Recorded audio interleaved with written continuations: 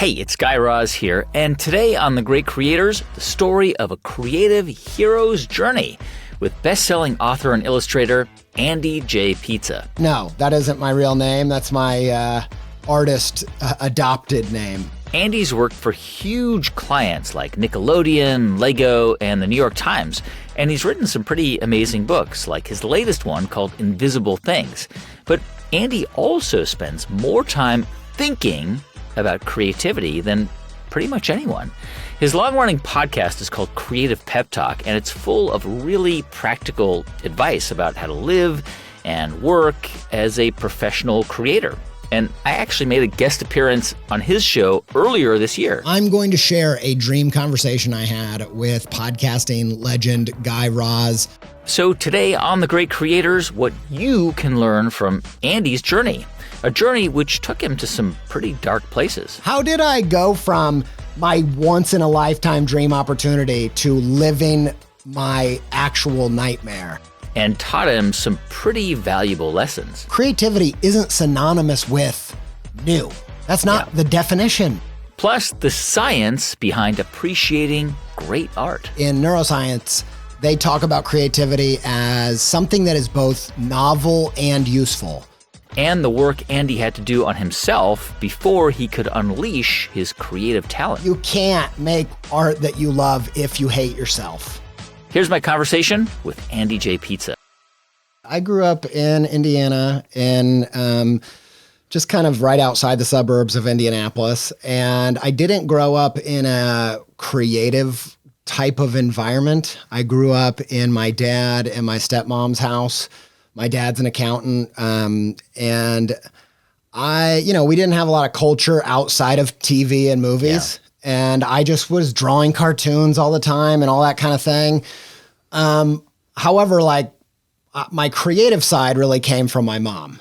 And my birth mom, yeah. And I didn't get to see her a ton, but I thought she was kind of the coolest human in the universe. You didn't grow up with her. She wasn't around at home. No. Yeah. We saw her infrequently. She kind of would come and go. So there were times where she lived close enough that we would spend every other weekend with her. I spent a few weeks in a few summers growing up with her, but it was very inconsistent. But I was just crazy about her. And, she was the side of myself that I identified and loved and kind of embraced the most. And so even though I didn't get to see her much, my relationship with her was really important. And all the people in my life would just always be telling me how much I'm like her. And that made me super happy because, at least when I was really little, that made me really happy because she was the most creative person that I'd ever met and the funniest, loudest, weirdest person. And I just thought it was kind of like the best compliment to be like, you're just like the coolest person in the world. Yeah. Tell me what did creativity mean? I mean, was she a painter? Was she a dancer? Is the way she lived? Was she like a bohemian hippie type? Yeah, I mean, I think she. And she's your mom, by the way. Is your mom still? Is she still around? Is she still alive? She is still alive. Yeah, she is. I don't see her that much. So we're in kind of text communication here and there, holidays and that kind of thing. Yeah. But drawing is probably her medium of choice.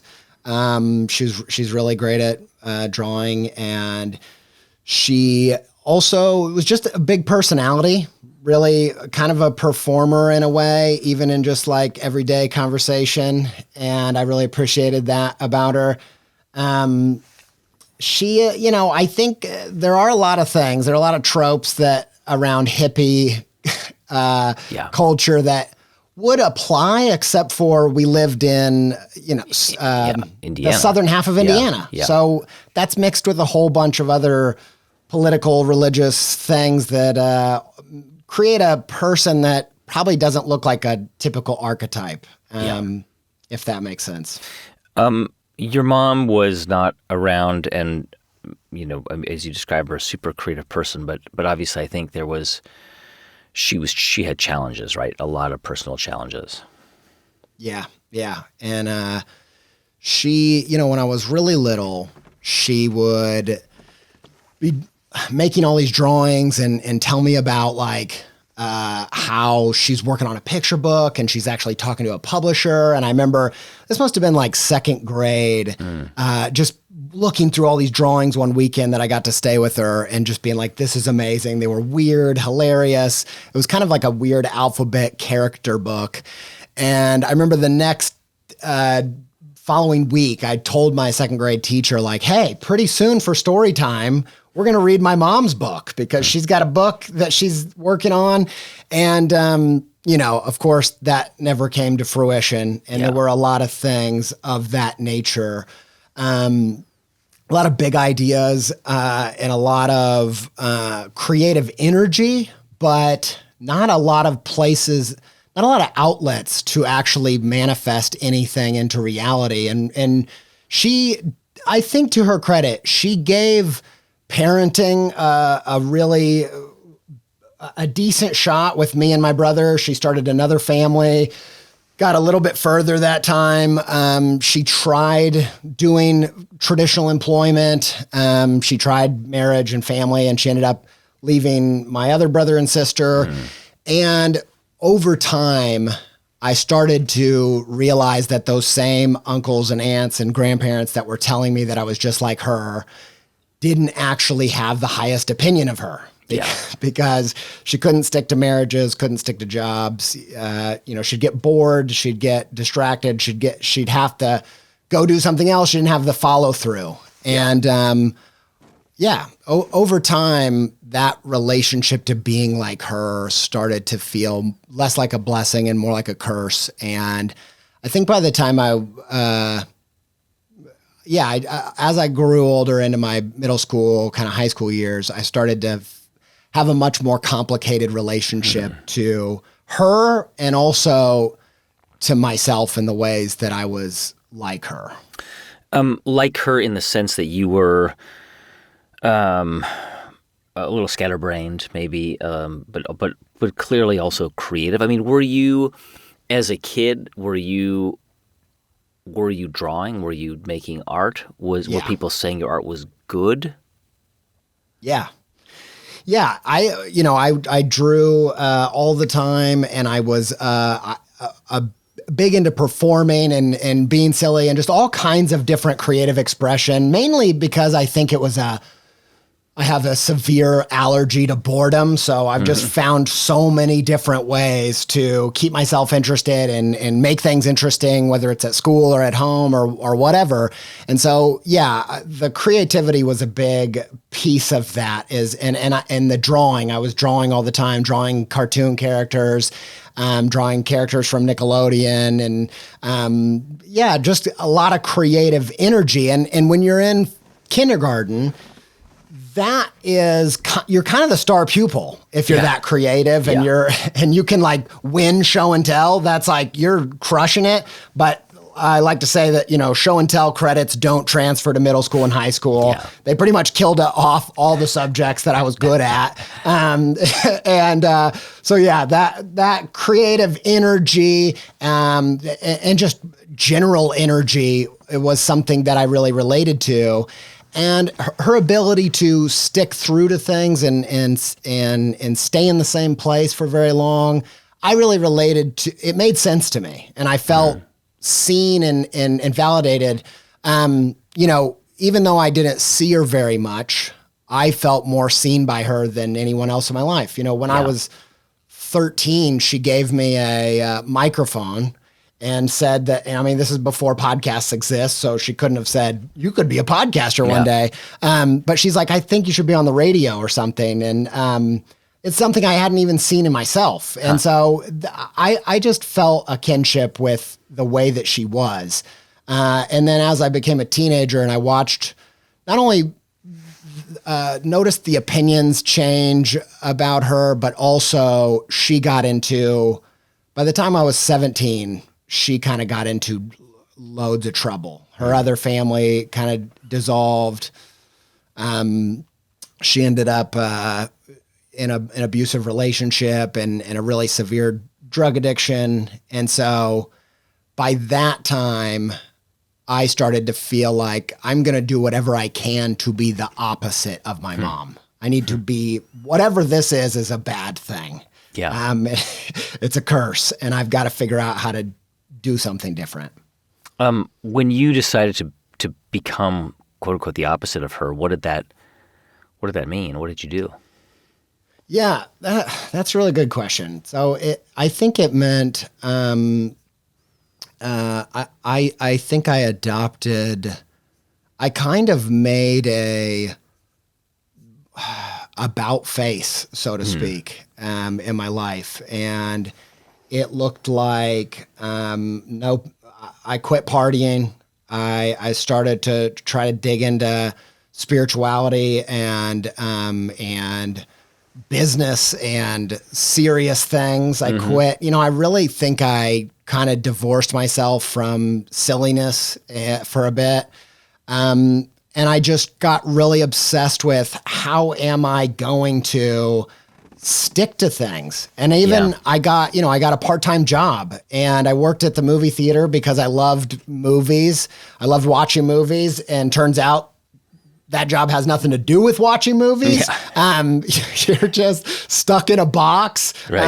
And I remember just feeling like, I'm going to do this. I'm going to stick it out. I'm going to do the right thing. Yeah. But I too felt like traditional employment just instantly felt like jail. Just like my mom seemed to always have felt like. And so even though I did stick at that job for a decent amount of time, and I really invested a good chunk of my late teens, early 20s into trying to be the opposite of who I was, the whole way I think I had a feeling of like, I don't know how long I can do this. Because when I'm, an hour and a half into a shift at the movies and my skin's crawling, like I have to get out of here, and I would be losing money, even though I'm not terrible at math. That environment and that staying on track in that way just made me feel ill. Did you know already, by the time you graduated high school, that you were going to pursue art, that was going to be a career that was a realistic pursuit for you? Yeah. So at that same time, this stuff was going on with my mom. That's when I discovered kind of independent creative culture. My way into it was indie music, and being in the southern half of Indiana at the time, this was like earlier internet days. We just weren't as aware of all the different subcultures. Yeah. And so I had never run into anything that was this creative as the things that were going on, mostly in like the Pacific Northwest, Modest Mouse, Death Cab, Decemberists, that kind of thing.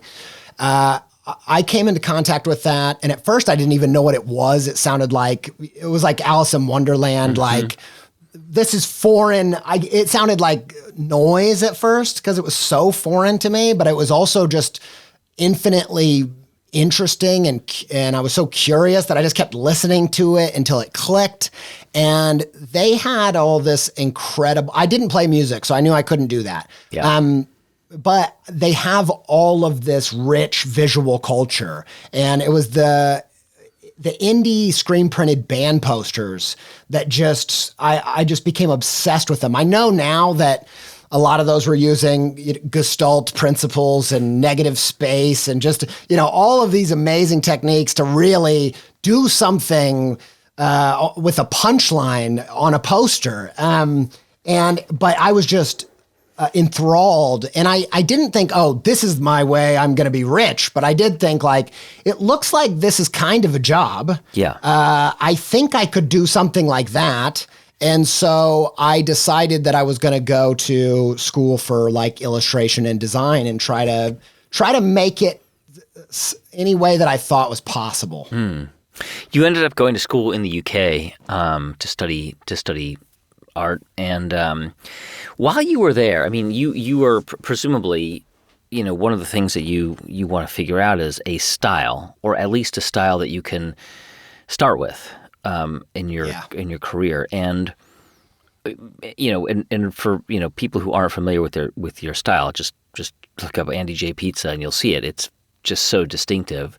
But tell me how you came to it. I mean, how did you begin to kind of develop an aesthetic around your art?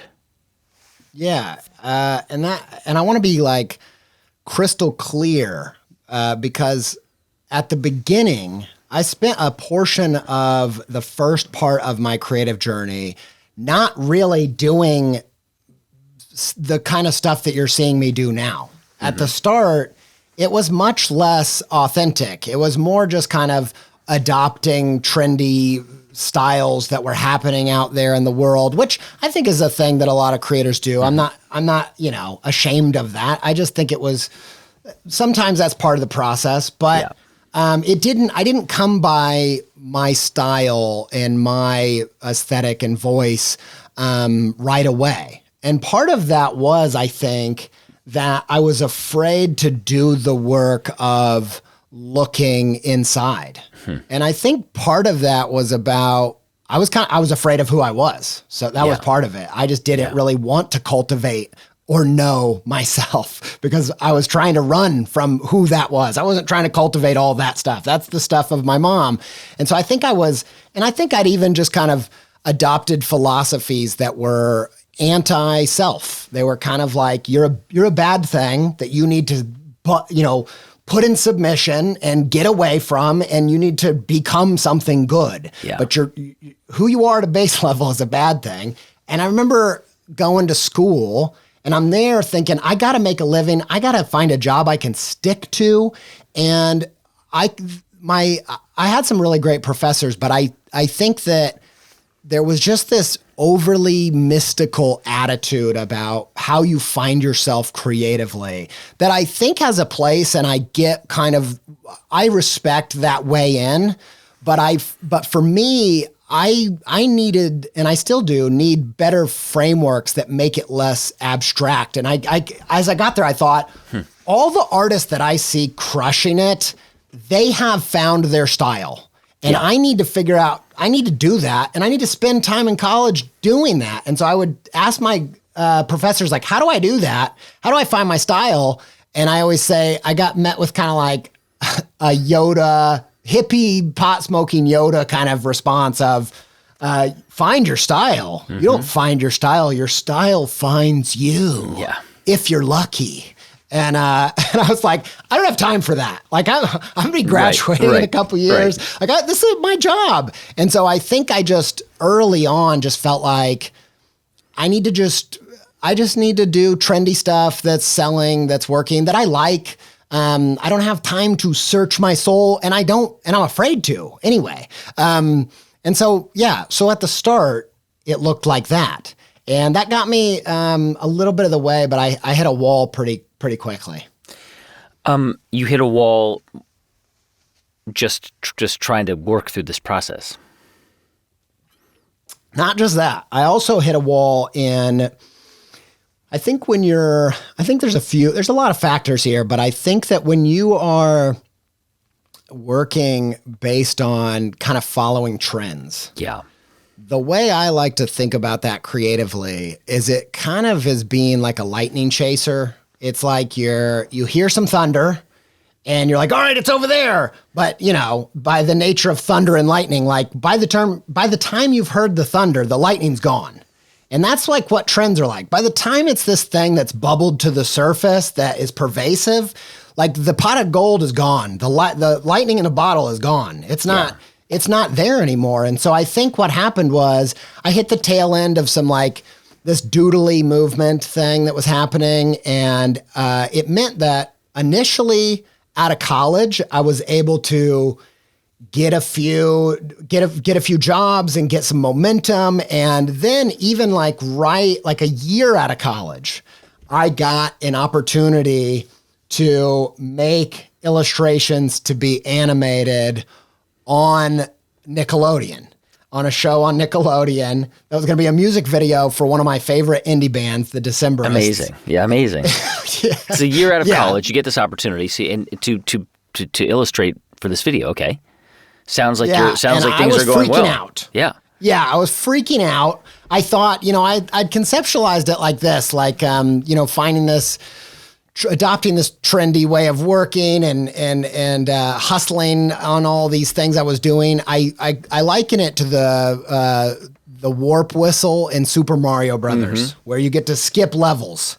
And I felt like I had effectively skipped to the final boss, because this is my dream opportunity as someone who grew up drawing SpongeBob and Hey Arnold and all of these Nickelodeon characters, Real Monsters. I was obsessed.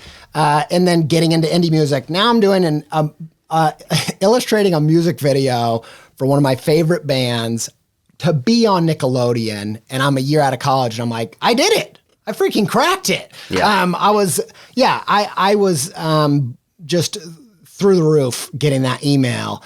And then I just got to work. I did everything I knew how to do. I did every trick in the book that I knew at that time.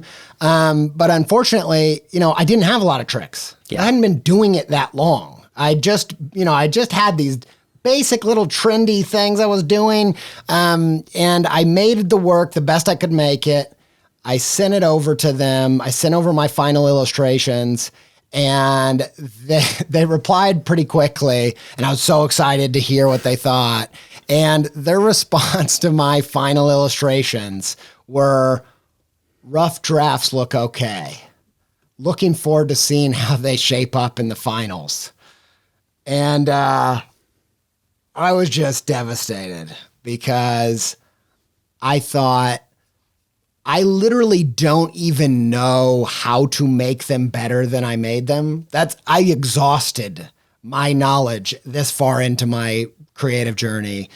And to the point where I took time to think about, like, what could I do? Could I change this? I couldn't think of anything.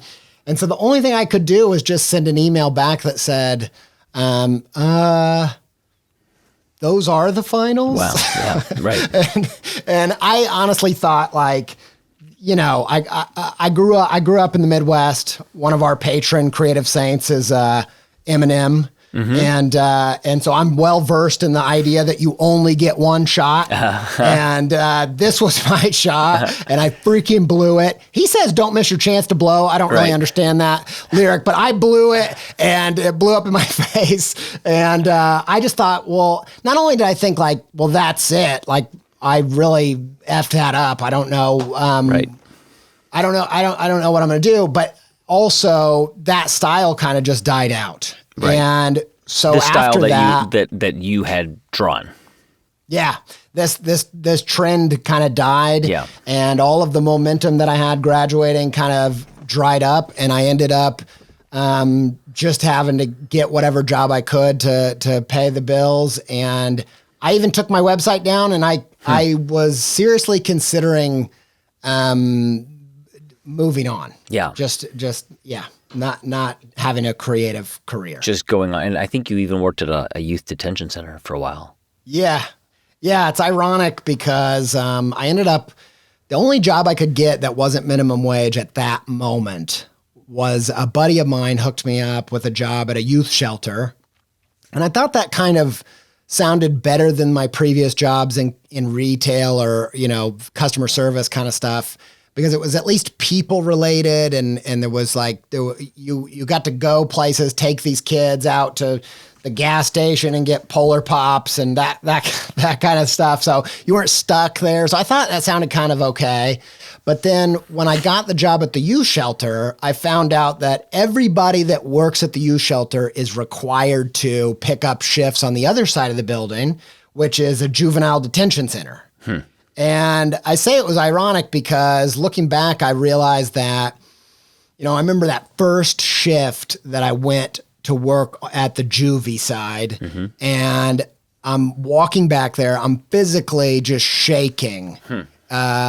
Maybe having a genuine panic attack. I'm not certain, because I'd spent all of my time and energy. My only goal was to not get put in traditional employment because it felt like a jail. And it's the only thing I've been shooting for since I was a teenager, to ending up in traditional employment in an actual teenage jail. And I sat back there before that shift started and just thought, how did this happen? How did I go from my once in a lifetime dream opportunity to living my actual nightmare? Yeah. And it was a genuinely dark point. I guess around that time, you, maybe sort of a small angel landed on your shoulder, so to speak, but you got approached by an artist who was living in Cincinnati or living near you, and asking if you might want to do something with him or for him at a gallery in Cincinnati. Tell me about that project. Yeah. So his name's Andrew Neyer. He he's a conceptual artist now. He also has a pretty successful business in lighting design. He makes some incredible lights. But I got an email from this guy, Andrew, and he'd seen this coloring book that I'd put out. Right out of college, in that same kind of doodly style, I'd put out a coloring book all about indie rock. And this was kind of before adult coloring was a thing. Yeah. And so it picked up quite a bit of steam. Some of the jobs I got were right on the back of that. It's probably why I got the opportunity to do the Decemberist thing. And he had seen this coloring book a couple years prior, and he emailed me. He was running a gallery, and he had this idea to take this adult coloring thing into the gallery. And he was like, what if we did a collaborative black and white mural, like it's a giant coloring sheet, and we let people come in off the street and just color in and finish this exhibit. Like they're part of the exhibit. And I was actually really nervous to kind of open myself up to the creative path again, because you felt burned. I felt burnt, and I felt kind of scared to get my hopes up or even open that door. But it being a collaborative thing and it being a fun thing, I just thought, why not? Well, yeah, I'm kind of, and maybe it'll lift me out of this darkness a little bit anyway. And so I said, all right, let's do it. And then the day before I went out to go do the show, he called me and he was like, hey man, I was thinking about the show and I think there's a problem. And for a second I was like, oh man, I should have never said yes to this. I'm going to get burnt all over again. And he's like, no, it's great. It's awesome. But he's a conceptual artist. And he was like, there's something wrong with the concept because we have this giant coloring wall. It's like a giant coloring sheet, but they're coloring in the mural with regular size markers. It just doesn't make any sense. We need like giant markers. And I remember being like, if you know Rick Moranis, who's got a reverse shrink ray, okay, I'm down for it. Yeah. But he's like, no, don't worry about it, man. They'll be there when you get there. And I was just like, I hung up the phone thinking, well, they absolutely will not be there because he's going to figure out you don't just cook up giant markers like that. That's going to be way harder than he thinks it's going to be. Right. And so I remember driving to Cincinnati, ready to do the show. And I got there and he was there, this amazing gallery in this kind of up and coming side of Cincinnati at that time. And, exposed brick, white walls, this cool gift shop thing he'd put together with like art zines, all that stuff. And also giant markers. Giant markers, yeah. I'm looking at a photo of it right now. Yeah. It's amazing. Legitimate giant markers. And I was like, dude, this guy is a creative wizard. This person is like, I was just blown away by his sense of his own taste and his creative confidence. And we did the show and it was amazing, but what stuck with me more than that was just this time hanging out with this guy, drawing on these walls. And I think what it did was it showed me somebody who wasn't afraid of themselves. Yeah. someone that was willing to cultivate who they were and have the confidence to put it in their work and put it in these markers and do these kind of bizarre, weird things that nobody else was doing. And I always joke that I feel like there was a grace from the universe in it, because I think he was so ahead of me in certain ways, and he's really different in a lot of other ways, that I never would have seen myself in him, in maybe that part of me as maybe not so bad, maybe something that I could cultivate, if it hadn't been for the fact that his name is Andrew. And he was like this mature professional version of me. And I don't know if the listeners know this, but Andrew is like the professional, mature version of the name Andy. Yeah. And that's my name. And I was like, this guy, this is something like me. And I remember just going home, calling my wife, and, you know, we were struggling to pay bills, and I was depressed. And I remember just flying home on the highway, missed my exit by like 45 minutes because I was, you know, somewhere else, and called her and was like, look, I know things are bad, but I met my future self. He's very professional. I just have a deep feeling that it's going to work out. And I started to, I came home ready to give it another shot. Wow. So you begin this kind of process of rediscovery, I think, and I guess to sort of to describe it that way. And one of the things that I guess you really sort of began to think about was, if I am going to be this version of who I want to be, I have to go back to my childhood and go back to think about my relationship with my mom and my relationship with what that meant for me and the kind of person that I thought I was supposed to be.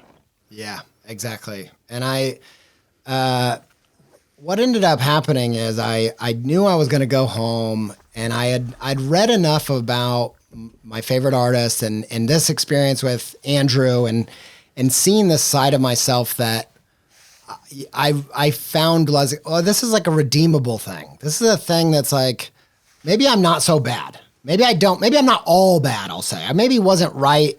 I wasn't in the place where I'm like really ready to take the deep dive into who I am and try to cultivate that. But I was getting curious about it. I think I started to realize that all of my favorite creators that had these authentic styles, they had come from a deep place within who they were. And if I was going to achieve that, I think I knew I'm going to have to look in the mirror. I'm going to have to dive into these aspects of myself. And I started to do this daily drawing project where I did a new character every weekday for a year. And it started partially inspired by Charles Schulz' Peanuts, because even though the characters are much more in the vein of, let's say, Fraggle Rock, Tove Jansson, Moomin, for those of you that means something to. But I had heard Charles Schulz, the creator of Peanuts, say a bunch of times that he would constantly be asked if he was Charlie Brown, really, or if Charlie Brown was him, because his name's Charles, right? And he would always say, like, yes, Charlie Brown is a part of me, but actually Lucy is like the sarcastic part of me, and Snoopy's like the part of me that I wish that I was, and Linus is like my spiritual side, and you know, all of these characters are parts of me. And now the way I conceptualize it, it kind of is like Carl Jung's active imagination, where you're diving into your subconscious and you're personifying all these different archetypal elements in you. And I didn't fully grasp that at the time, but that's what I think this daily character project was taking a different part of myself and putting it on a paper in a different character's form and celebrating it, getting to know it, trying to let it influence the direction of my creative work.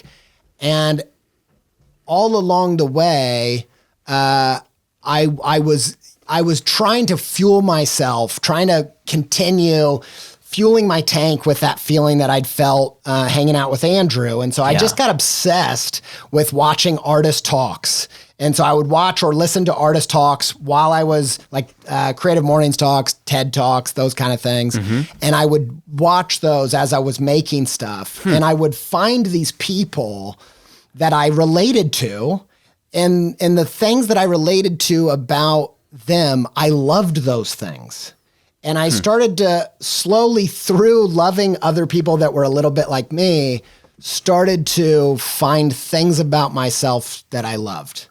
And yeah.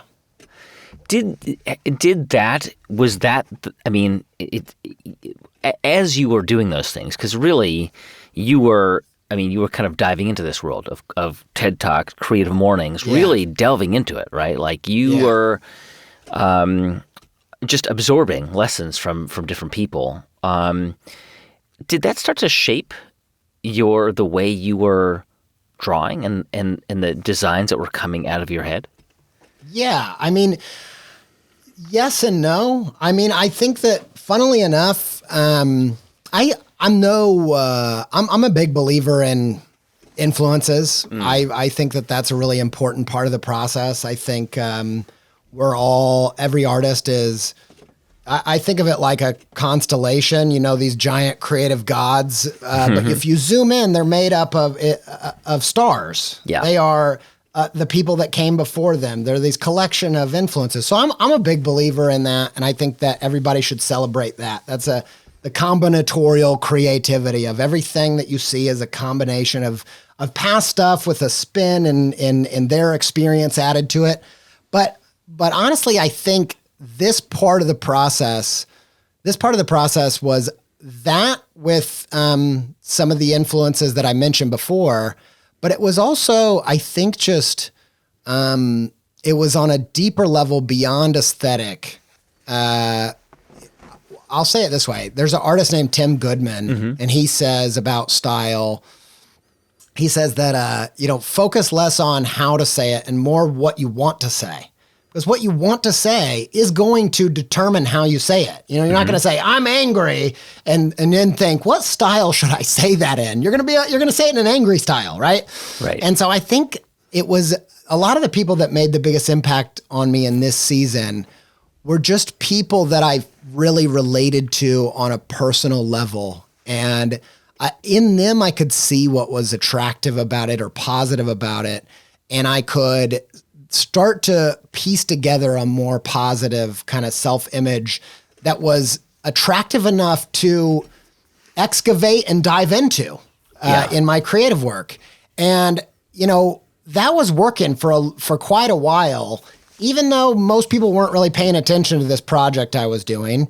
And I think at some point I started to run out of fodder. I started to exhaust TED.com and I'm very ravenous in terms of that kind of thing when I get on a kick. Yeah. And I ended up getting to this point where there was one talk that I was kind of avoiding watching.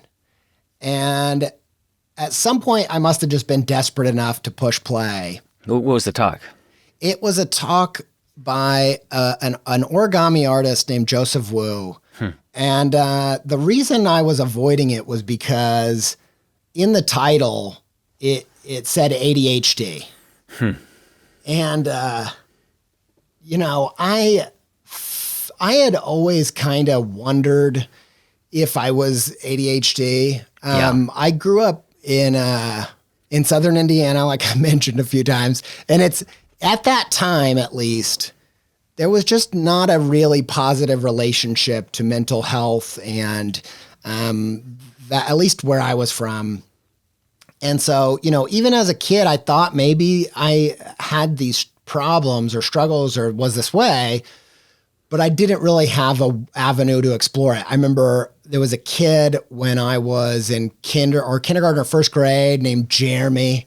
And he was the only kid that could keep up with my energy and absurd humor. And I remember like after school running around the open gym with this kid and having a blast and be like, this guy's awesome. And him stopping and be like, oh, I got to go to the office and I got to get my medicine. And I was like, oh, are you sick? And he was like, no, I'm just hyper. And I thought, that's weird. I thought this was just awesome. I didn't know you needed medicine for this. And so that was the first time I thought it. And then also in high school, in my low point in high school, and I didn't have access to tons of drugs, so I don't want to make it sound like it was Rolling Stones, in the heyday. So it wasn't anything like that, but whatever drugs we could get a hold of, I think we would try. And I was pretty depressed. And so I remember one time we got some ADHD meds from a girl in our school who had ADHD, me and my buddy. And we both took it and kind of went to our separate houses and did crazy things that night. Like my friend, he told me he didn't sleep all night, like watch the sunrise. And I did something way crazier than that, which was my homework in an efficient manner. And I thought, there's something going on here. But I also thought, I don't know, what am I going to tell my parents? Like I was doing drugs recreationally. I stumbled upon something interesting. And so I just kind of ran from it. Yeah. And so I didn't really entertain that. And I didn't really see any reason to. I kind of was afraid of like, what does a diagnosis do to somebody? Yeah. And so I had seen this talk, but I didn't want to watch it because of that. I didn't really want to open that door. I was on a kick of starting to feel good about myself. I didn't want to, undo all that work, but eventually I watched it. And it's a really vulnerable talk from somebody who had just been diagnosed and was dealing with the kind of grief of that, of the early grief of a diagnosis like that, I think is, all that effort that you put in with the hope that you can kind of figure out how to fix yourself. Like it doesn't matter. Like you might get better at things, but you cannot change this thing. This is something biological. And I remember as I started diving in, he was telling his story. I was hearing my story. Yeah. This was, and I was also hearing my mom's story. And so, I started reading all of the literature about it. And I talked to my doctor about it. And I started to understand a bit about what ADHD is. Yeah.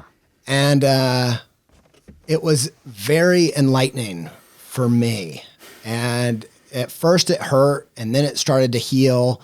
But I felt like I was not just getting to know myself, but getting to know my mother on a level that I had never understood her. And I saw that, she wasn't. I started to wonder, I started to think like, maybe she's not a bad thing. Yeah. Like maybe it's not that she's bad, but that she's not being herself.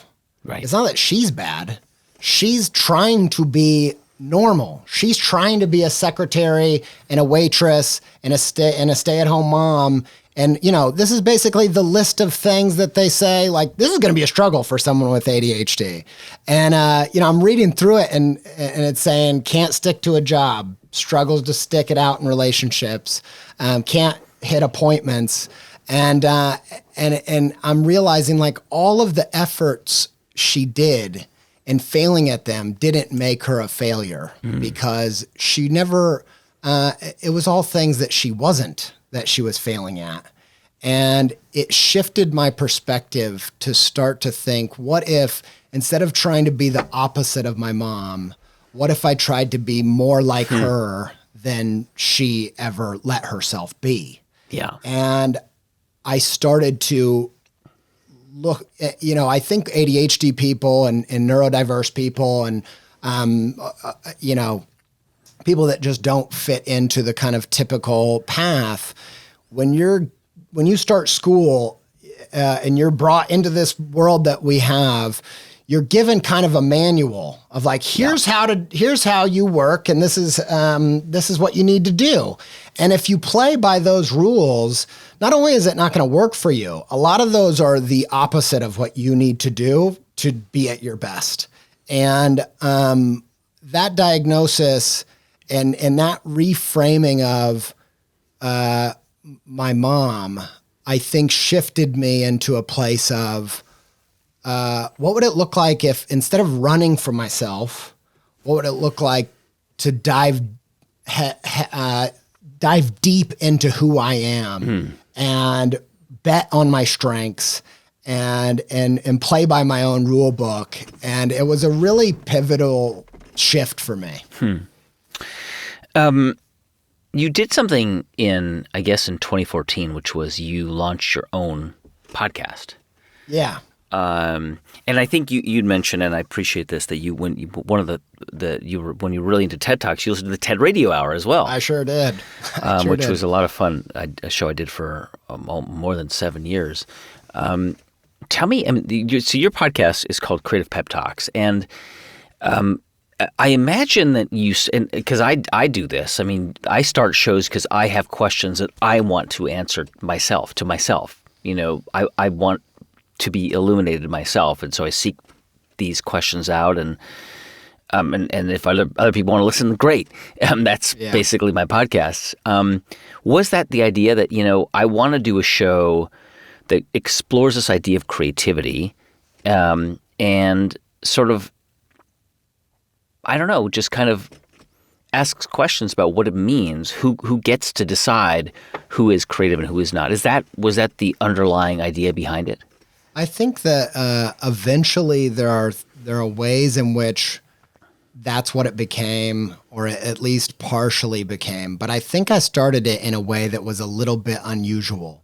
But I just want to really quick, and maybe your team's going to edit this out because you don't want anybody on here fanboying. But I'll always happy honestly, to take any fanboying. Your shows have had a massive impact on me, including TED Radio Hour and also How I Built This, and then most recently Great Creators. I love what you're doing.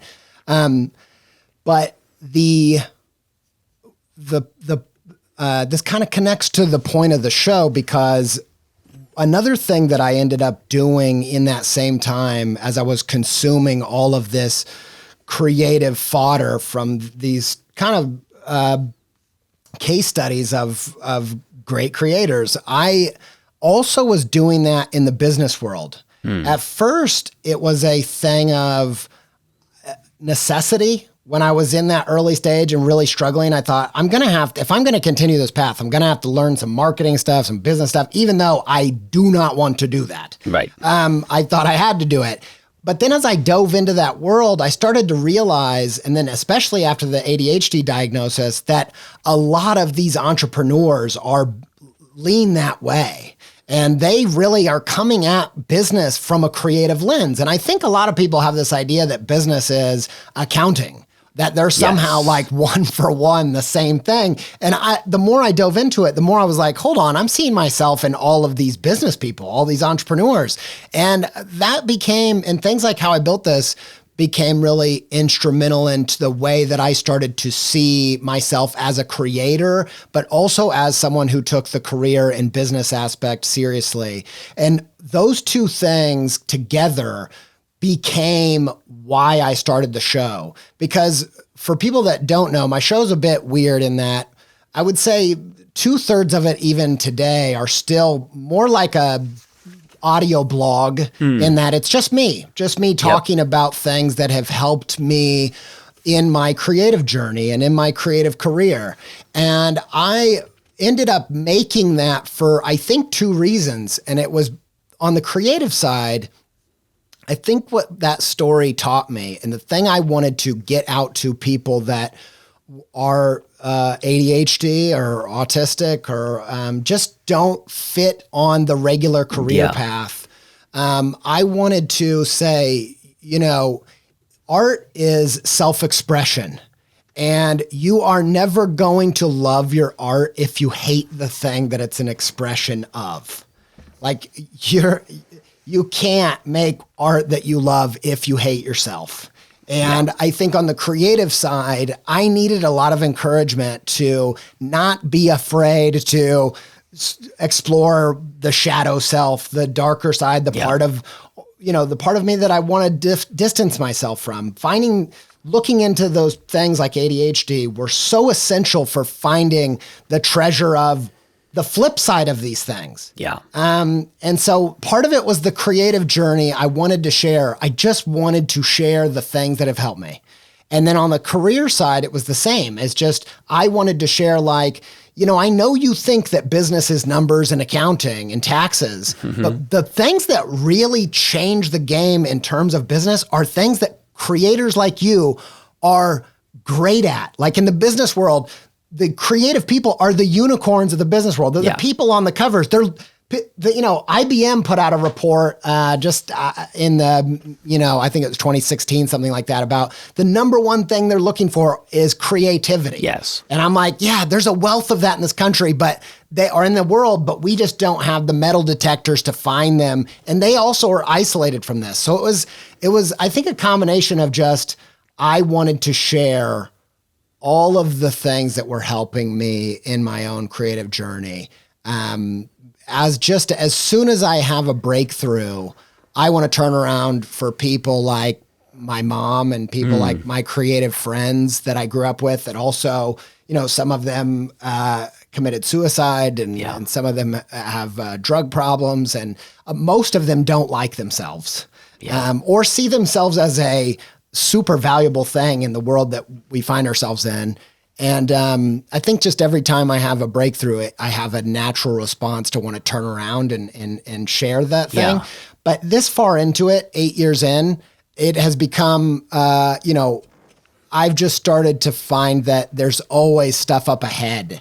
There's always, no matter what little thing I've learned, I still have a wealth of stuff to learn. So it's become as much a search as it has sharing. What do you do when you hit a wall? How do you get out of it?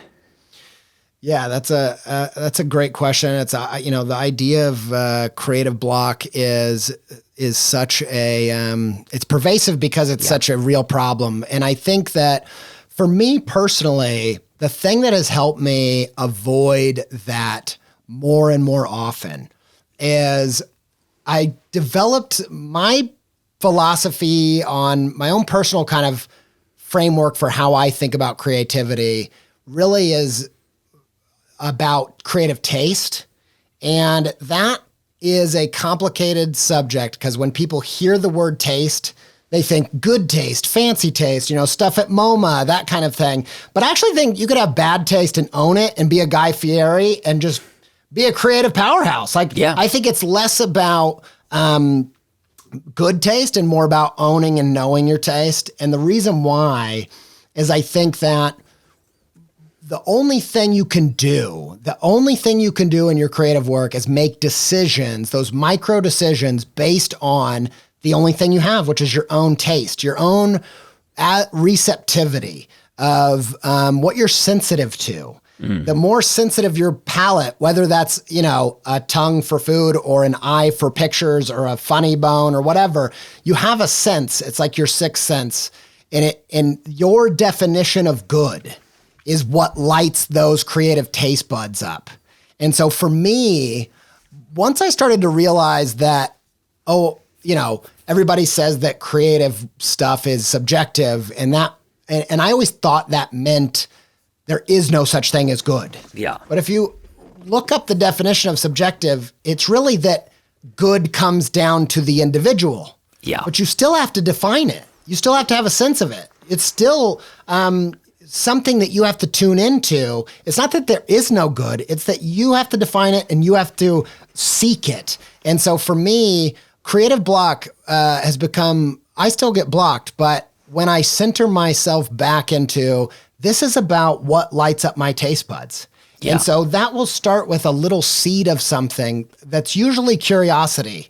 It's usually what's the thing that I'm just obsessively thinking about or picking up books about or whatever? How can I use art as, I always say that art is as much self-expression as it is self-excavation. It's a tool to ask questions as much as it is to share answers. And that kind of also gets to how my views of the podcast change. Is I'm always just finding like, what are the tasty things? What are the things that are lighting me up? And those are the seeds of the things that I need to be making next. I'm looking at illustrations of from your book, Invisible Things, which are just magical. I guess the premise of the book is it's all these things that we experience all the time, but we can't see. So grief or gloom or echoes. I love that. Echoes, empathy, melancholy. So it's feelings, but it's also things that we time, panic and mystery.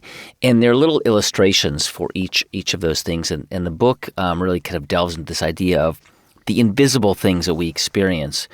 And it's a beautiful, I mean, the illustrations are absolutely beautiful and just joyful. And even the ones that represent melancholy and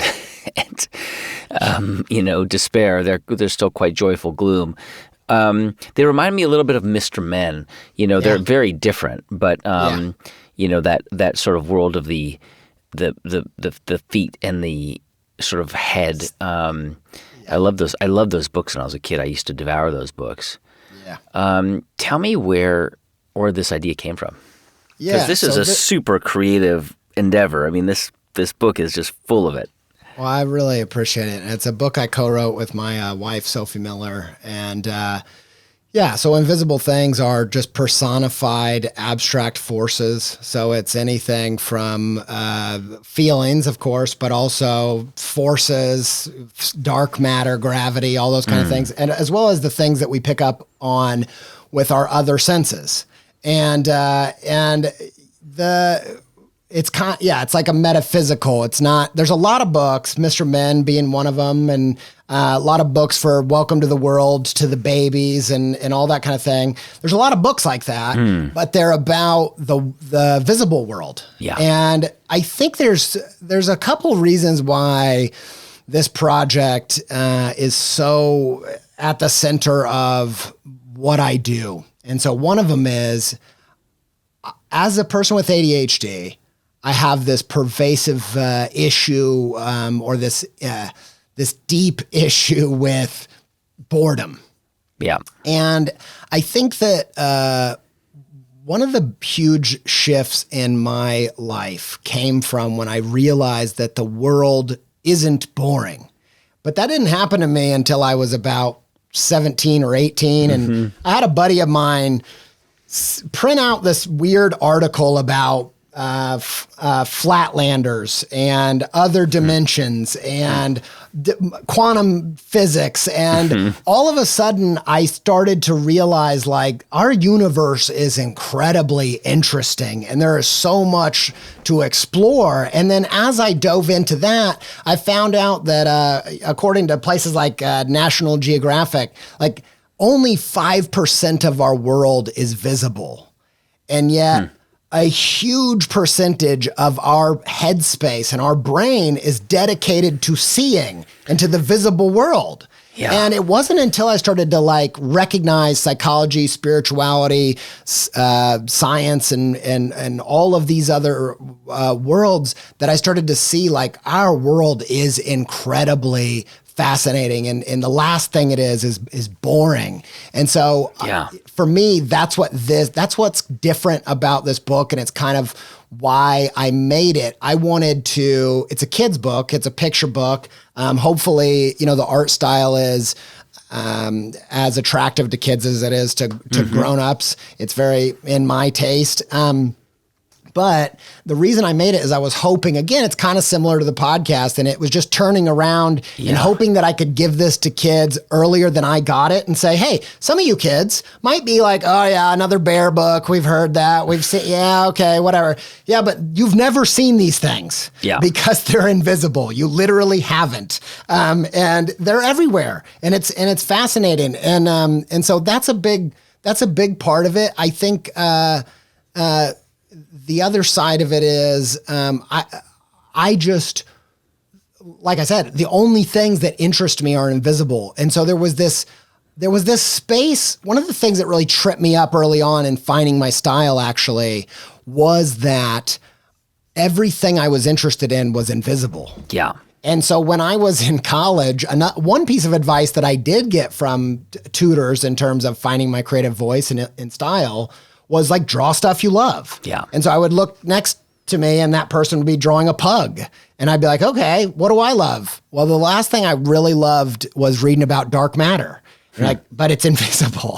So how do you draw that? And so for a long time, I just thought like, I'm in the wrong profession because everything I like, you can't see. Right. And then over time through things like discovering Carl Jung's work and also artists like Paul Klee, who's a famous painter from the past, talked about how it's not the job of the artist to replicate the visible. It's the job of the artist to make visible. Yeah. And I started to realize like, oh no, that's like illustration isn't the art of, it's not landscape painting. It's not even hyper realism. It's supposed to be illuminating something that there is no other way to see. Yeah. And so that's what this project is. And I'll add one more bit, that, there's also this quote that's kind of a guiding quote for me. I recently found out that it was Mr. Rogers' favorite quote also. And it's from the book, The Little Prince. And it says, it is only with the heart that one can see rightly what is essential is invisible to the eye. And I think that is the guiding force of this project is to help conceptualize and visualize the most important things, things like feelings like emotional clarity and granularity for kids can be achieved by giving it a face, giving it a name. And also you get a sense of, okay, now you can identify this feeling, but you're not, by giving it an identity, you're not identifying as this feeling, which is also emotional space and distance, which is a powerful thing. And so I think that our world being 95% invisible, it's an opportunity to help kids engage with stuff that, and grownups, honestly, because I think in my family we've all started thinking of the wind as an entity or light or all these other forces as conceptualized in a way that we can kind of actually interact with them. I think it can be a powerful and exciting and not just educational, but we use artistic license in it because, I'm trying to get that Charlie Brown, like you said, you mentioned melancholy. That's probably my favorite invisible thing because when I was a kid, watching that depressing, sad jazz Charlie Brown Christmas was the most healing thing to my soul. I was like, oh, it's okay to be sad. That it has that kind of stuff too. Do you think that, when we talk about creativity, and I struggle with the word because I think some people think that it's a sort of a gift that lands on the shoulders of some, and that when some people hear that word, they think, well, that's not me. I don't have that ability, which I strongly disagree with. But same. I wonder, for people who think that they're not creative, how do you respond? What do you tell them? How do people find their creativity? I think, I completely agree with you there. And I think there's two shifts that really help me tap into my own creativity in a way that I didn't see before. One of them was realizing that our concept of creativity there's a part of it that's really cultural.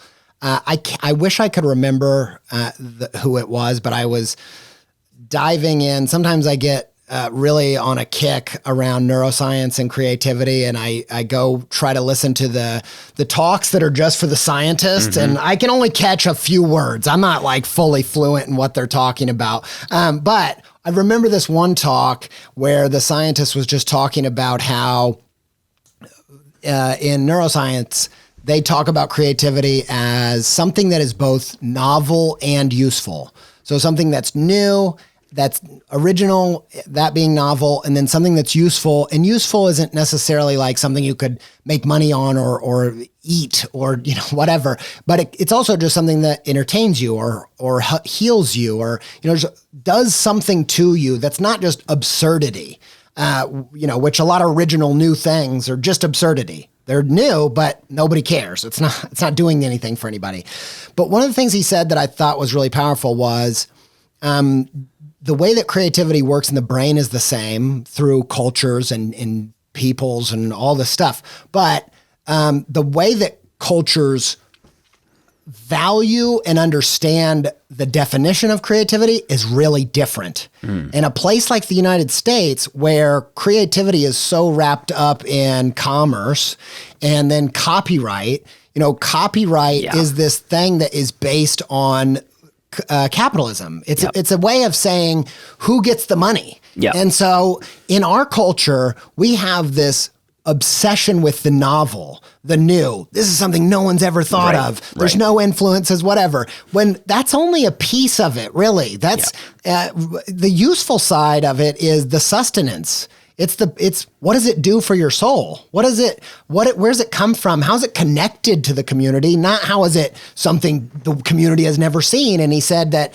in other cultures, the usefulness is more highly valued in certain cultures. And so for me, part of the shift was, it's not all about creativity isn't synonymous with new. That's not the definition. It's a part of it. I think it's a part of it in the way that you want your food to be fresh. Like you don't want it to be old. You don't want it to be stale. You need something that's a little bit fresh. That's just one piece of it. So it doesn't have to reinvent the wheel. That's a big part of it for me. And then the other part is, I think we think of creativity as, I heard John Mayer say it like the Ouija board creativity, which you're just like, you start playing the guitar and you're like, well, I don't know where this is going. And that is that's one way of being creative. It's an important way. It's the improv way. But another way of being creative is solving a puzzle, which is the opposite. It's not saying I'm going to start and I have no idea where this is going. It's someone like Ryan Johnson who has mapped it out and plotted it out. He knows exactly where it's going. He's solved a puzzle. That's both are creative. And then I love things like Curb Your Enthusiasm, which does both of those, where they have a plot, they know where it's going, but they don't have a script. So they're going to they don't know where each scene's going. And so for me, realizing like, oh, I do like the Ouija board, like being weird and who knows where the brush is out of control. Like, what's this painting going to be? I like that. It's fun.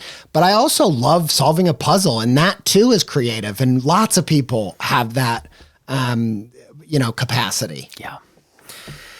Andy Pizza, thank you so much. Thank you so much. It was an absolute thrill and a blast. Hey, thanks for watching my conversation with Andy J. Pizza. His new book is called Invisible Things. It's out now. And he has another book coming out this spring. It's called A Sunday with Everything on It.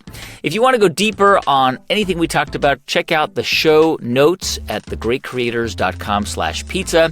And you can find conversations with all types of artists from Bjork to Tom Hanks at our homepage, thegreatcreators.com. Thanks for listening and watching. Please take a moment to subscribe to this channel. I'm 𝐥𝐤𝐬𝐲, and I'll see you back here next week.